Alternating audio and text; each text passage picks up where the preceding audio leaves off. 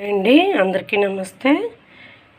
శ్రీకృష్ణాష్టమి జన్మదిన శుభాకాంక్షలు అండి అందరికీ. ఇది చూసారా కృష్ణుడిది, చాలా బాగుంది ఇది.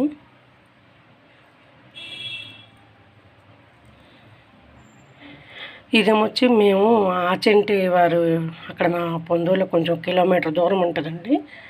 అప్పుడు విష్ణు సహస్రనామాలు, లలిత సహస్రనామాలు చదవడానికి వెళ్ళినప్పుడు వాళ్ళు ఇది ప్రజెంట్ చేశారు. ఇది అందరికీ ఒక 20-30 మంది వెళ్ళామండి. అప్పుడు ఇది ప్రజెంట్ చేశారు. ఇవాళ కృష్ణుడు జన్మాష్టమి చూసారా, కృష్ణుడిది ఉయ్యాలోగింది ఇదొకటి. ఇది మా తోటకోళ్ళు ఎవరు తెచ్చారో నాకు తెలియదండి, నాకు గుర్తులేదు. తర్వాత ఇవ్వండి, కృష్ణుడు ఎప్పుడు గోశాలలోనే ఉంటారు కదా. ఇగోండి ఇది ఆవు పేది.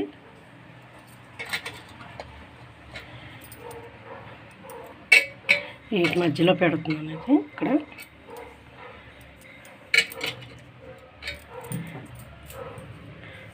అయితే ఈరోజు చాలా విశిష్టమైనదండి. కృష్ణ పరమాత్మకి ఇష్టమైన అటుకుళ్ళు, అటుకుళ్ళు, పంచదార, బెల్లం కలిపేసి పెడతామండి. తర్వాత పాలు ఒక గ్లాస్తో పెట్టాలి. అయితే కృష్ణుడు శ్లోకాలు ఒక 2. యదా యదా హి ధర్మస్య గ్లానిర్భవతి భారత అభ్యుత్థాన ధర్మస్య తదాత్మానం సృజామ్యహం పరిత్రాణాయ సాధూనాం వినాశాయ దుష్కృతాం ధర్మ సంస్థాపనార్థాయ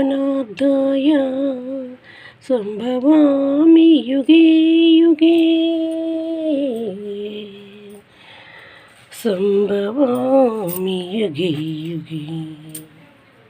దేవసుతం దేవం కంసచారూరమర్దనం దేవకీ పరమానందం కృష్ణం వందే జగద్గురం.